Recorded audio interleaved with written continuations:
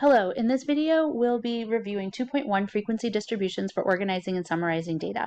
The objectives for this section are: students will be able to develop an ability to summarize data in the format of a frequency distribution and a relative frequency distribution. For a frequency distribution, students will be able to identify values such as class width, class midpoint, class limits, and class boundaries. What is a frequency distribution? We're going to look at some on the next page and we're going to create some, but here's the vocabulary to get us started. So what a frequency distribution is, it's a representation of our data, and it shows how data is partitioned among several classes, and those classes will have equal width. And it lists categories along with the number of data values in each of those categories. There are different types of distributions. There's our standard frequency distribution, which I just talked about. Next, we have the cumulative frequency distribution, a frequency distribution where class contains the sum of frequencies for all that class and the previous classes. On the next page, you'll see examples of each of these. When we're talking about frequency distributions, there are some vocabulary words and there are some features of those distributions that we can find. There will be lower class limits, upper class limits, which are the smallest and largest numbers that can belong to a class. So when we have our classes listed to the left, we'll see lower and upper class limits. There will be class boundaries. Now, class boundaries are tricky because you'd think that they'd be bounded by the upper and lower class limits, but actually the class boundaries are the numbers used to separate these classes without gaps. The class midpoint is the middle value of each class. So if we have a lower limit and an upper limit, we can take that lower limit plus the upper limit in a particular class and divide it by 2, and that's going to give you your class midpoint. We have a class width. The class width would be the difference between two consecutive lower class limits. And we have a formula to the right side here, and I'll show you this all with an example on the next page. So you can see here that we have directions for how to construct a frequency distribution. I'll give you a moment to look over those, pause the video and read them.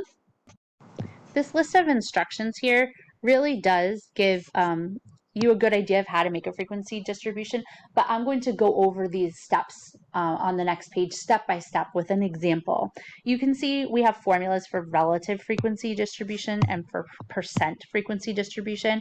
For relative frequency distribution, what we'll see is instead of just numbers for each class, we'll see a proportion either in fraction form or a number from 0 to 1 representing what proportion of the population or of the sample is in each class. And for our percent frequency, we'll see that proportion multiplied by 100 to change it into a percent. And when we add up all of those percentages, we should get a number close to 100%. Or in terms of relative frequency, the proportions would add up to 1. Moving on to page 2 of our notes, we have an example here with drive-through service time for McDonald's lunch, and the time is given in seconds. What we see is a table, and this table has 50 data items. And they're all times in seconds for how long people waited at the drive-through. Let's create a frequency distribution for the data.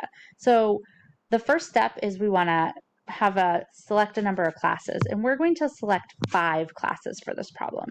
Now we're going to calculate the class width. To calculate the class width, you take your maximum data value and minimum data value, and then we're going to divide it by our desired number of classes. So we need to look in the table for the maximum and minimum data values. You can see that I found the maximum was 308 seconds and the minimum was 83 seconds. Now we'll fill in the formula. When we plug 308 minus 83 over 5 into our calculator, we get 45. So the minimum number we should use as our class width is 45. Since we are making this table, we can do a little rounding. So I'm going to say a convenient amount to use would be 50 as my class width. So I'm going to round up the 45 to get 50 for my class width.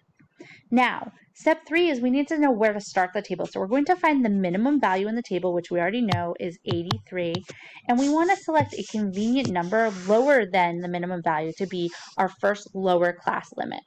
Since I'm going up by 50s as my class width, it might be nice to do something that is a multiple of 25s, and that number has to be lower than 83. So the next number lower than 83 that's a multiple of 25 is 75. That way when we're adding, it'll be, nice numbers we get to use. For step 4, I'm going to add the class width to the starting value to get my next lower class limit. And I'm going to continue this process until I have all my class limits listed. You'll see on our paper we have a chart here that says time on the left and frequency on the right. So our minimum number in our chart is our first lower class limit, 75. So I'm going to do 75 plus 50 gives me 125. Plus 50 gives me 175. Plus 50 gives me 225. Plus 50 gives me 275. These circled values are my lower class limits. Now for step 5, I'm going to find the corresponding upper class limits. To find the corresponding upper class limits, I have to think, what is the highest number that can go in this first class that is lower than 125? Well, assuming we're going by integers here, based on our data, that number would be 124. And once I know the first upper class limit, I can add 50 to get the next one. So 124 plus 50 would be 174. 174 plus 50 would be 224. 224 plus 50 would be 274. And 274 plus 50 would be 324. The numbers listed on the right-hand side of our times are our upper class limits. Next, I have to find out what numbers go into each class. In order to do that, I'm going to tally the numbers that go in different classes. So I'll have to look at this table and I'll say 107 is the first number. 107 is between 75 and 124. So I would mark it here. And I would do that with every number. Let's go ahead, pause the video and do that, and then we'll check our answers together. You can see my completed frequency tally on the right-hand column here. I have 11 in the 75 seconds to 124 second wait time. I have 24 in the second class. The third class of 175 to 224, I have 10 items. And then I have 3 items in the 225 to 274 class, and finally just 2 items in the last class of 275 to 324. All of your items in your frequency column should add up to 50 because that's how many data values there were. Now you can see I've added another column to my table. So at first what we have, our first 2 columns make up a frequency distribution. Time with their classes and our frequency. If you're asked to make a frequency distribution, that's what you make. Now our directions told us to make a relative frequency distribution. A relative frequency distribution will use the same classes on the left-hand side, but on the right-hand side it will give a relative frequency or a proportion from 0 to 1. So instead of making a new table, I'm just adding a column to my current table. So for relative frequency distribution, instead of just putting 11, we're going to say 11 out of 50, because 50 was our total number of data items. And when we divide that, we get 0.22. Instead of 24, we'll have 24 out of 50, giving us 0.48.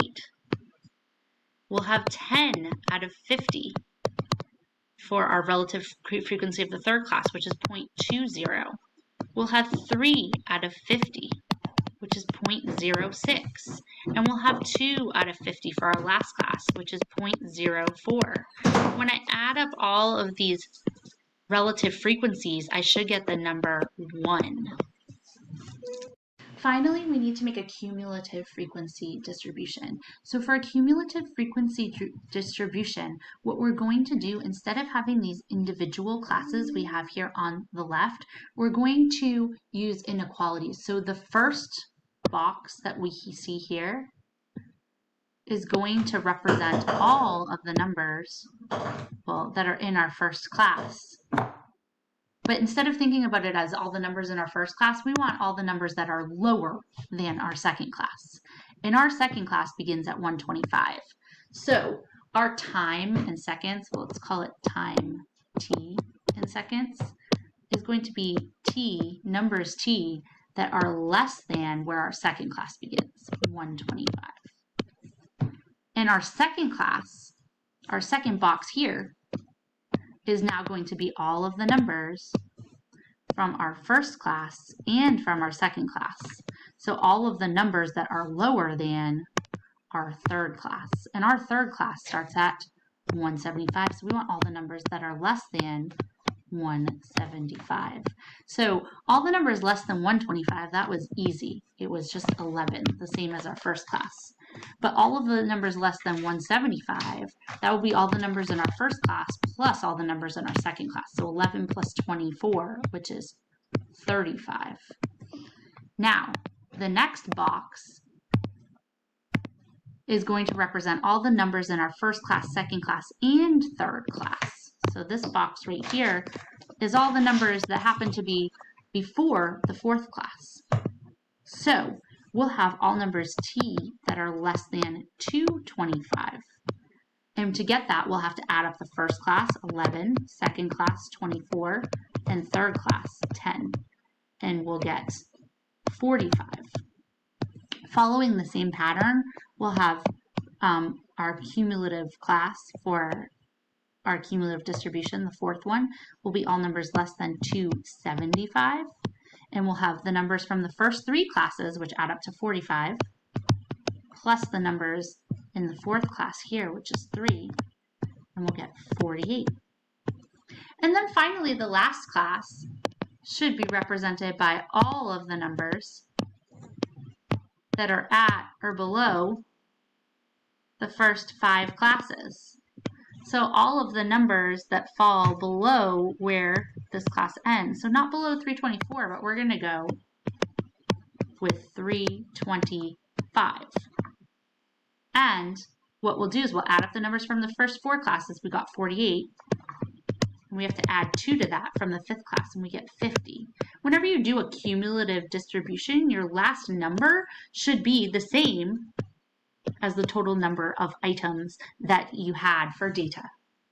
Please see the part 2 video to go over the last 2 pages of the guided notes document.